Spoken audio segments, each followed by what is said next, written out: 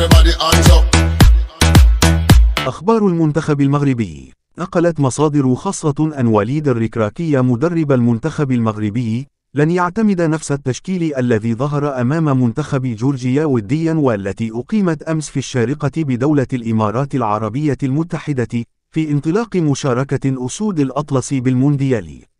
وحسب المصادر فإن مباراة الافتتاح أمام كرواتيا ضمن المجموعة السادسة لكأس العالم التي ستقام في قطر الشهر الحالي ستشهد مشاركة 3 أوراق مهمة للغاية مع الأسود أخفاها الركراكي أمام جورجيا في مراكز مختلفة بين الدفاع وخطي الوسط والهجوم.